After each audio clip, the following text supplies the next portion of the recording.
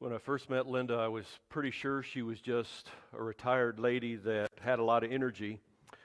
And it wasn't until I'd been around her various times for a month or two before I realized that everything wasn't perfect.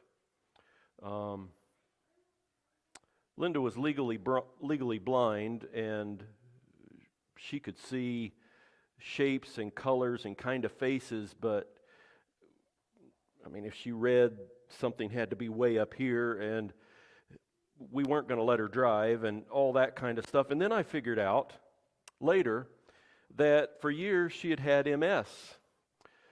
And I wouldn't have known that because in her church, she led the children on Sundays in action songs, and when she wasn't at church, she taught high school. Okay?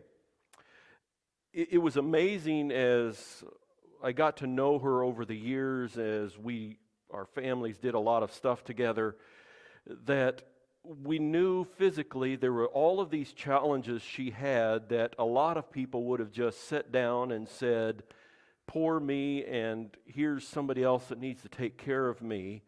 But she knew that if she sat down, that wasn't who she was, and she did all of these things, and she loved to get kids in the kitchen with her and bake and cook, and she was legally blind with MS. Now, face it, we all know people that we marvel at all the challenges they have in their life, but their attitude and how they keep going. And then there are others that we look at and we say, without being disrespectful, they've been dying for years, and when they finally do, you're kind of surprised because they've been dying for years, right? We have these measures of how we deal with our life and what is healthy and what is not. If we go to the doctor does your checkup, and they check your lungs and their blood pressure, and they check your heart rate, and you open your mouth and they stick lights all over the place, and you go through all these things and you do some blood work, and they say, here's what we notice that is healthy, and here's the things you need to work on. And probably if you sit down with your doctor, if things are getting a little bit serious, they're going to say something like this.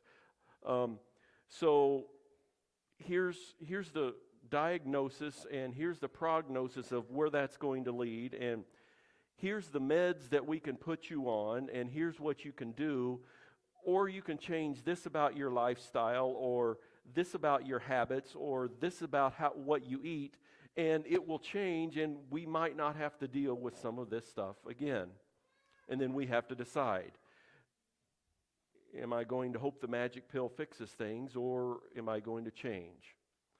Mentally, we know that. We all know people that just the day-to-day